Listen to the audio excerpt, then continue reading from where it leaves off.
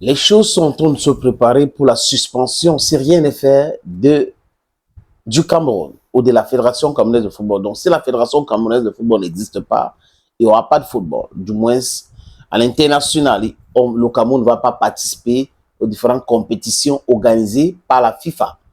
Donc, la FIFA a envoyé donc un courrier à la FECAFOOT pour préciser ce que la FIFA avait déjà dit. La FIFA demande de revoir la convention signée avec le ministère des Sports en 2015. La FIFA est contre toute ingérence. La FIFA demande qu'on laisse la FECAFOOT travailler et s'il y a l'ingérence et si ça persiste, elle va réagir de façon musclée. C'est de ça qu'il est question. Et ce courrier a été envoyé, une copie de ce courrier a été envoyée à la Confédération africaine de football pour que le message soit clair. Every single human being engaged in this fight against the diminishing or the destruction of the image of Samuel Eto'o and the Football Federation should know that. They should know that, les amis. Je vais vous proposer la lecture de cette lettre de la FIFA. Fédération camerounaise de football, c'est pas courrier, FECAFOOT. Le courrier a été envoyé à Blaise Ndjouna, qui est le secrétaire général par intérim. Situation de la FECAFOOT. Monsieur le secrétaire général par intérim, nous nous référons à votre correspondant daté du 15 juin 2024 concernant l'entraîneur sélectionné de la sélection masculine A du Cameroun et le ministère des Sports. À cet égard, et en premier lieu, nous vous rappelons que l'article 13 de la convention signée entre le ministère des Sports et l'Éducation physique et la FECAFOOT en 2015 relative à la gestion des sélections nationales de football stipule que, premier, les parties soulignent l'impérieuse nécessité de privilégier une gestion sereine et concertée du football, dans le respect mutuel, l'esprit de dialogue, la solidarité et le patriotisme. 2. À cet effet, elle s'engage à prévenir les conflits par l'aménagement de cadres de concertation dans le respect des périmètres, des compétences reconnues à chacune des parties et à travers une communication permanente. C'est ce que la Convention dit. Donc, il faut respecter, n'est-ce pas, les champs de compétences, les périmètres de chacune des parties. Est-ce que c'est respecté aujourd'hui? That is the question. Après analyse des différents éléments mentionnés dans cette correspondance, et bien que cette situation s'apparente à une affaire interne, il nous paraît primordial que des parties en question privilégient un dialogue constructif entre elles afin de pouvoir travailler de manière sereine dans le respect mutuel et la solidarité.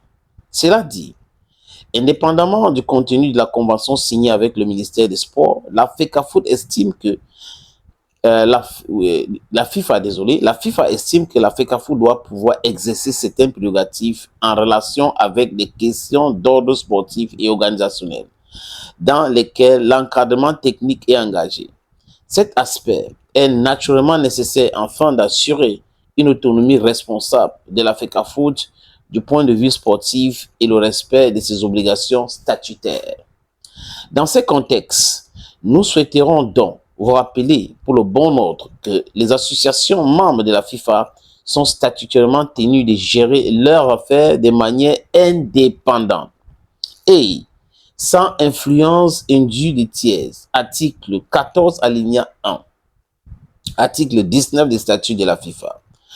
Tout manquement à ces obligations peut entraîner des sanctions prévues dans les statuts de la FIFA, pouvant aller jusqu'à la suspension de la fédération concernée. Et c'est même si l'influence d'un tiers n'est pas imputable à l'association membre en question. Article 14, alinéa 3 des statuts de la FIFA. La suite de ces documents, les amis.